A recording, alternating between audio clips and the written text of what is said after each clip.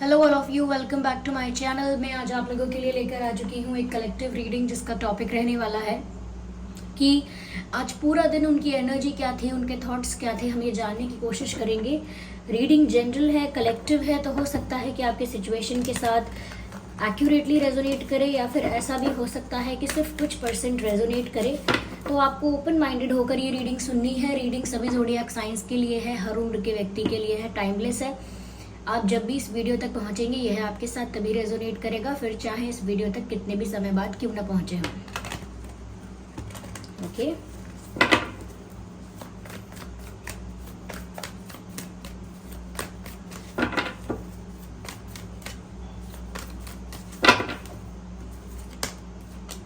Five of swords,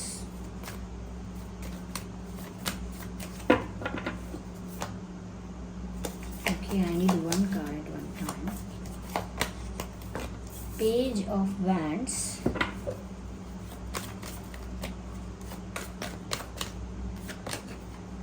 Eight of Swords। आज पूरा दिन उनकी क्या एनर्जी रही है। Ten of Pentacles, ठीक है।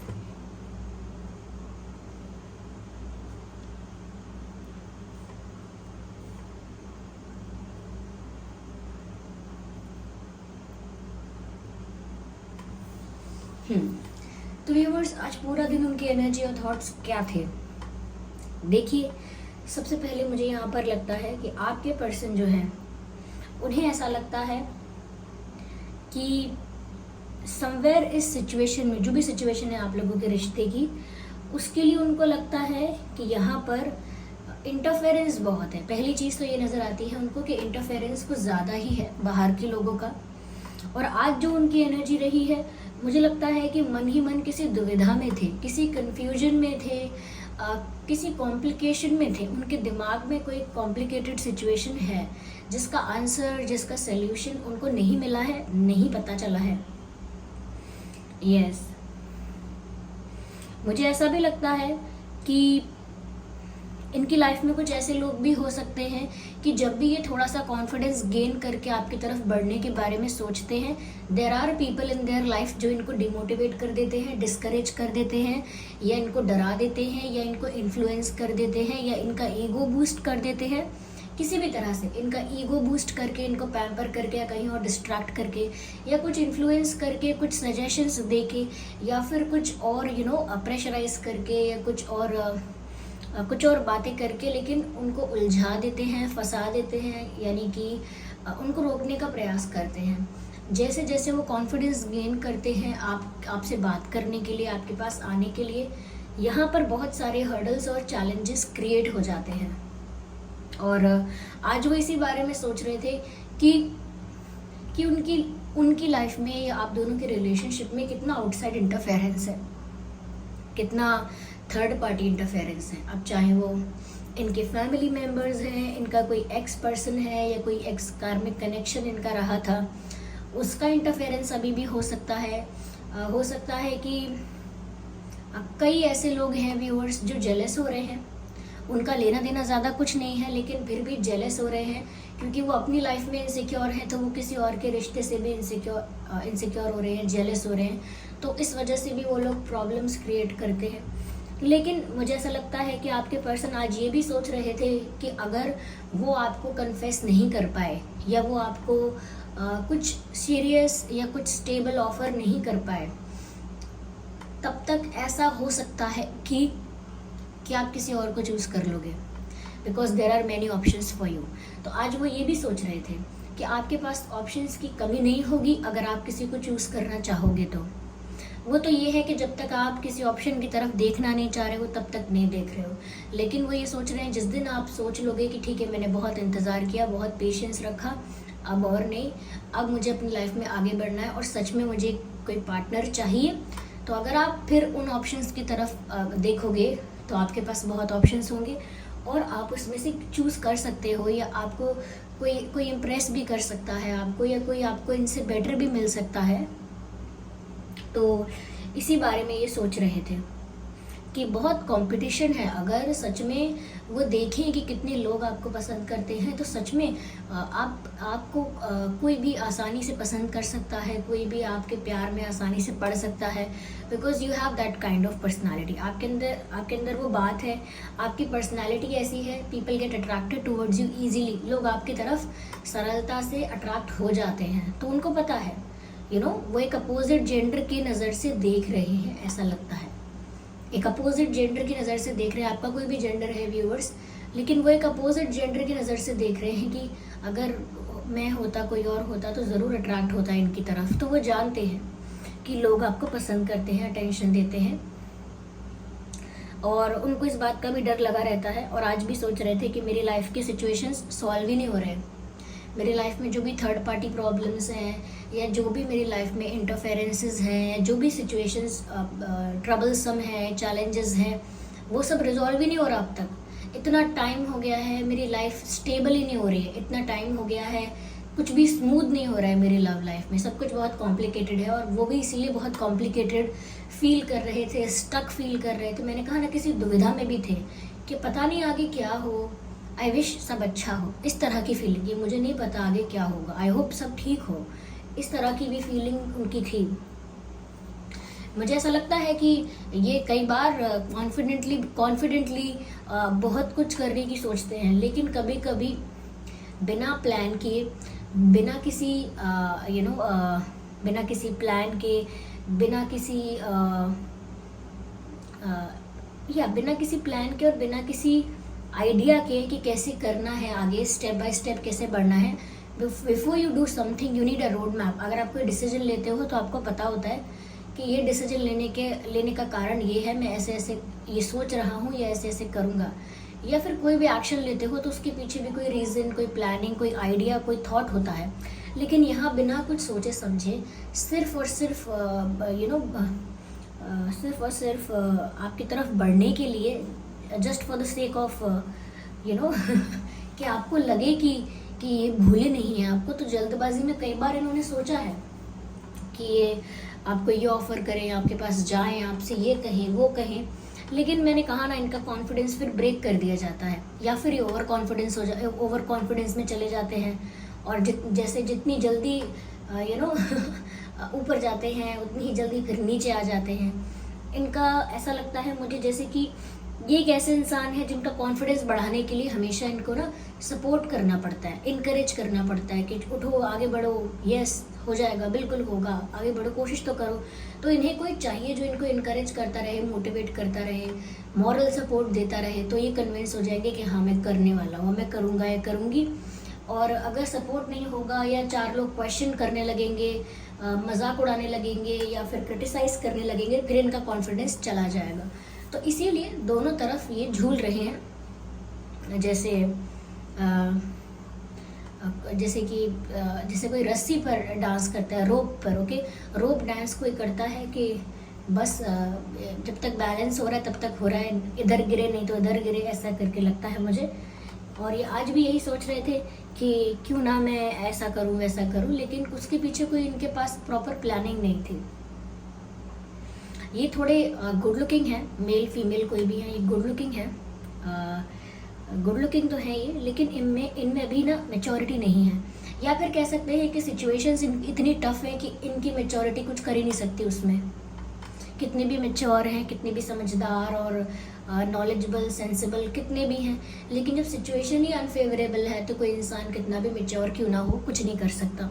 तो ये या तो मैच्योर नहीं है सच में, इनके अंदर उम्र ज़्यादा है, कम है, दैट डजंट मैटर, लेकिन इतनी मैच्योरिटी अभी आई नहीं है पॉसिबल। यहाँ पर मुझे ऐसा लगता है कि ये स्टक फील करते हैं, फाइनेंशियल प्रॉब्लम्स की वजह से, करियर रिलेटेड प्रॉब्लम्स की वजह से, फैमिली प्रॉब्लम्स की वजह से, हेल्थ इश्यूज़ की वजह से, पास्ट कोई पर्सन है, कोई इनका एक्स है, कोई कार्मिक कनेक्शन है उसकी वजह से, और किसी और तरह से अगर कोई थर्ड पार्टी है उस वजह से, बट वो प्रेशराइज ज़रूर फील करते हैं और स्टक फील करते हैं। उनकी लाइफ में जो करंट सिचुएशन चल रही है उसको लेकर ये बहुत ज़्यादा स्टक फील कर रहे हैं। आप ज़रा ये कार्ड को तो देखिए, कैसे ये व्यक्ति बीच में खड़ा हुआ है और इसके हाथ भी बंधे हुए हैं, आंखें भी कवर्ड हैं, ओके, आंखों पर भी पट्टी बंधी हुई है और आसपास सिर्फ तलवारें ही तलवारें हैं। इसका मतलब फंस चुका है, फंस चुका है ये व्यक्ति इन सब सिचुएशंस और प्रॉब्लम्स के बीच, और फंस तो चुका ही है, ना तो मूव कर सकता है, यानी कि कोई एक्शन या डिसीजन नहीं ले सकता क्योंकि मूव नहीं कर सकता, ओके। और आंखें भी कवर्ड हैं, विजन नहीं है कोई, यानी क्लैरिटी नहीं है। इसीलिए कंफ्यूज्ड और कॉम्प्लिकेटेड सिचुएशन समझ रहे हैं ये, क्योंकि ना तो आगे का विजन क्लियर हो रहा है, क्योंकि आंखें भी बंधी हुई हैं, इतने स्टक हो चुके हैं। देखिए, कोई इंसान है जो ऑफिस में जॉब करता है, उसके ऑफिस में उसको बहुत काम करवाया जाता है, उसका बहुत वर्कलोड होता है, वो बहुत बिजी होता है, बहुत टायर्ड भी हो जाता है। उसके ऑफिस में पॉलिटिक्स भी चल रही है, यानी कि ऑफिस पॉलिटिक्स चल रही है, लोग उसके साथ compete कर रहे हैं, उसके ऊपर और भी प्रेशर है, उसको अच्छा भी परफॉर्म करना है, उसे आगे भी बढ़ना है, उसको घर की भी रिस्पॉन्सिबिलिटी संभालनी है, तो उसके ऊपर इतना सारा लोड है, वो इन सब चीज़ों के बीच फंस चुका है। अब अगर ऐसे व्यक्ति से कोई पूछेगा कि लाइफ में आपका ये क्या प्लान है, क्या करने का प्लान है, कहाँ घूमना चाहते हो, या आपको कौन सा कौन सा कुछ भी ऐसी बातें कोई पूछेगा जो उनकी लाइफ से बहुत दूर की हैं, जैसे बहुत कोई पूछेगा कि किस टाइप का म्यूज़िक पसंद है, क्या टेस्ट है आपका म्यूज़िक का, सॉफ्ट, ये वो, रैप सुनते हैं, क्या सुनते हैं, क्या पसंद है आपको, किस टाइप का म्यूज़िक सुनना पसंद है। या आप किसी को पूछोगे कि किस टाइप का डांस पसंद है, या फिर आर्टिस्ट कौन सा पसंद है आपको, पेंट करने वाला कौन सा पसंद है आपको, कौन सा आर्टिस्ट पसंद है, कौन सा पेंटर पसंद है, कौन सा राइटर पसंद है। तो कहीं ना कहीं उस समय वो कहेगा कि आप चुप क्यों नहीं हो जाते हैं, मेरी लाइफ में इतना कुछ चल रहा है कि इससे बाहर में देख ही नहीं सकता। आप मुझसे पूछ रहे हैं कि ब्लैक होल के लिए क्या नया अपडेट क्या आया है, साइंटिस्ट क्या कह रहे हैं, हाँ। और मुझसे आप पूछ रहे हैं कि कौन सा आर्टिस्ट अच्छा है, कौन सा ट्रेंड अभी चल रहा है। मुझसे क्यों पूछ रहे हैं? मैं बहुत बिजी हूँ, मैं बहुत टायर्ड हूँ, बहुत फ्रस्ट्रेटेड हूँ अपनी लाइफ में। I am not thinking about these things. मैं इन चीज़ों के बारे में नहीं सोच रहा हूँ अभी। पहले मुझे मेरी लाइफ की ज़रूरतें हैं, पहले मुझे मेरी लाइफ के सारे रिस्पॉन्सिबिलिटीज़ पूरे करने हैं, तब तो जाके मैं कुछ और सोचूंगा कि आर्ट कौन सा अच्छा है और राइटर कौन सा अच्छा है। बस वही बात यहाँ पर है कि अभी अपनी वर्तमान सिचुएशन में इतना फंस चुके हैं कि आगे का नहीं देख पा रहे हैं, उसके अलावा कुछ और नहीं देख पा रहे हैं। वो नहीं सोच पा रहे हैं कि मैं आगे क्या प्लान करूँ। उन्हें नहीं नज़र आ रहा कि मैं किस बेसिस पर प्लान करूँ। अभी मेरी सिचुएशन ये है, कल तक तो ऐसी नहीं थी, अब कल फिर ऐसी नहीं होगी, तो मैं किस बेसिस पर प्लान करूं। मुझे समझ में नहीं आ रहा कि मैं कह तो नहीं सकता कि मैं इस सिचुएशन से फ्री हो जाऊंगा, इस टेंशन से फ्री हो जाऊंगा, तो मैं कैसे डिसीजन लूं। तो बस ये भी फंसा हुआ महसूस कर रहे हैं। ओके, या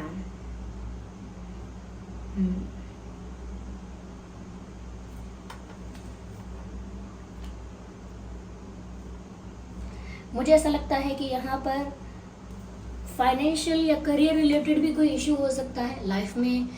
इनके ऊपर कोई प्रेशर है आगे बढ़ने का, बहुत सक्सेसफुल होने का, या हो सकता है कि सक्सेसफुल होना चाहते हैं, काफ़ी एम्बिशियस हैं। फैमिली इनकी कहीं ना कहीं हो सकता है फाइनेंशियली स्ट्रॉन्ग, फाइनेंशियली स्टेबल है, और अगर नहीं भी है तो भी इनसे बहुत एक्सपेक्ट करती है आगे बढ़ने के लिए, सक्सेसफुल होने के लिए। और अगर फैमिली ऑलरेडी काफ़ी स्टेबल है, फाइनेंशियली अच्छी है, तो भी कहीं ना कहीं आपके पर्सन से बहुत सारे एक्सपेक्टेशंस हैं। तो मुझे फाइनेंसेस का भी यहाँ पर रोल लग रहा है, जो कि फैमिली की वजह से है। फाइनेंशियल चीज़ों का इन्वॉल्वमेंट है फैमिली की वजह से, तो किसी तरीके का फाइनेंशियल स्ट्रेस इनको है। ज़रूरी नहीं है कि पैसे नहीं होते हैं तभी स्ट्रेस है, किसी और तरीके का भी ये स्ट्रेस हो सकता है। कोई लीगल टेंशन भी हो सकता है, और मुझे लगता है यहाँ पर कोई प्रेशर भी हो सकता है। यस, या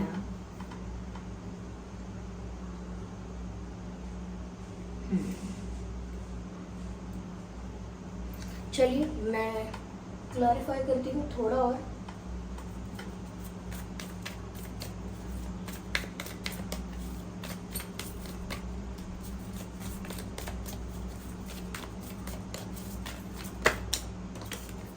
Trust. Now you are not able to trust this person, और यू आर नॉट रेडी। आप इस इंसान को विश्वास नहीं कर पा रहे हैं या विश्वास करना नहीं चाहते हैं। आपको लगता है इस इंसान की लाइफ में कुछ भी स्टेबल नहीं है, इसके विचार स्टेबल नहीं है, इसकी लाइफ में सिचुएशन कोई स्टेबल नहीं है, ये मुझे क्लैरिटी और स्टेबिलिटी तो कैसे दे पाएंगे। तो अब आप इनकी बात पर ट्रस्ट नहीं कर पा रहे। जैसे ही एक दिन आपको बोलेंगे कि पक्का मैं आपके बारे में बात करूँगा पक्का, और फिर नहीं करेंगे और बोलेंगे कि मैं क्या करूँ, सिचुएशन ही ऐसी है, मैं नहीं कर सकता। तो इनकी बात पर ना विश्वास नहीं कर पाए। तो मैंने एग्जाम्पल दिया है बस, इनकी बात पर ना आपको भरोसा नहीं हो रहा है कि अगर ये कह भी देंगे ना आई विल मैरी यू, तो आपको फिर भी रहेगा कि नहीं, ये नहीं कर पाएगा इंसान, इसकी लाइफ में चलता ही ऐसा रहता है। तो आपको भरोसा नहीं हो पा रहा है। यस, कहीं ना कहीं मुझे लग रहा है अब आप सोच रहे हो अब आप सोच रहे हो कि अब आप भी अवॉइड करना शुरू कर दो या फिर साइलेंट ट्रीटमेंट देना शुरू कर दो। अब आप भी सोच रहे हो कि थोड़ा अब आपको भी थोड़ा सा अपने इमोशंस को कंट्रोल करके चीज़ों को थोड़ा इग्नोर करना, थोड़ा अवॉइड करना सीखना पड़ेगा। क्योंकि मैंने कहा कि यहाँ करेज की कमी है। हमेशा उन्हें कुछ करने के लिए करेज चाहिए, हमेशा उन्हें कुछ बोलने के लिए, स्टैंड लेने के लिए करेज चाहिए। हिम्मत की कमी है यहाँ पे। यस, मुझे ऐसा लगता है कि बहुत सारी चीज़ें वो ऐसी कर रहे हैं जो वो करना नहीं चाहते, उन्हें करनी पड़ रही है। हो सकता है लाइफ में इन्होंने कोई कॉम्प्रोमाइज़ किया हो व्यूअर्स। यस, तो ये खुद तो स्टक फील कर रहे थे, किसी तरीके का फाइनेंशियल इशू भी यहाँ पर उसके बारे में भी सोच रहे थे, फाइनेंशियल सक्सेस, ग्रोथ, और ज़्यादातर पैसों के बारे में सोचा जा रहा है यहाँ पर, मुझे नहीं पता। और फैमिली से रिलेटेड है ये सब, ओके। और कहीं ना कहीं कंफ्यूजन भी है, डर भी है, fear of losing you, that someone else will take you someone else will impress you, and यहाँ पर आपकी सिचुएशन भी ऐसी दिख रही है कि इसमें गलती नहीं है आपकी, बट आप कर भी क्या सकते हो।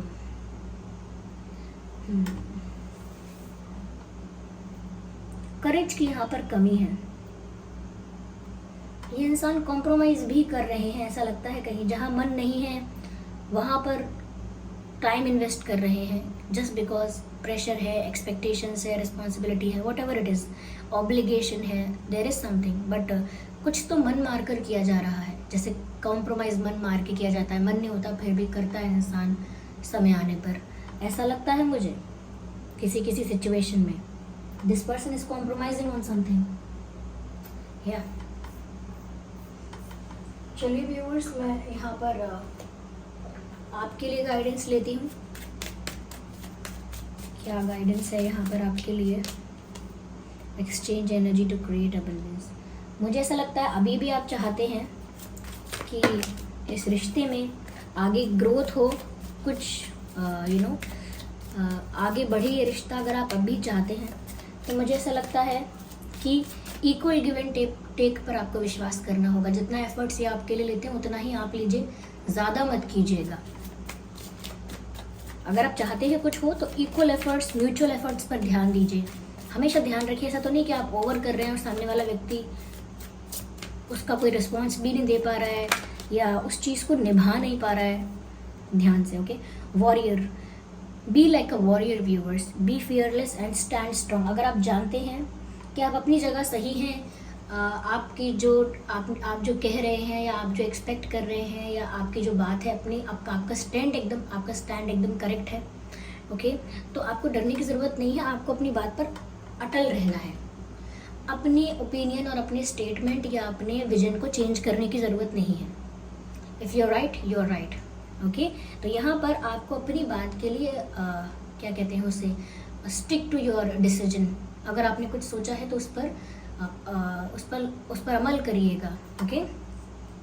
या so this was the reading viewers. I hope ये रीडिंग आपके लिए हेल्पफुल और रिलेटेबल रही है। अगर इस रीडिंग ने आपको थोड़ा बहुत भी गाइड किया है तो वीडियो को लाइक ज़रूर करें, कमेंट करके ज़रूर बताएं, सब्सक्राइब करें ड्रीम टैरो चैनल को। चलिए मिलते हैं फिर अगली रीडिंग में, तब तक के लिए bye bye family, bye angels, love you all, bye bye.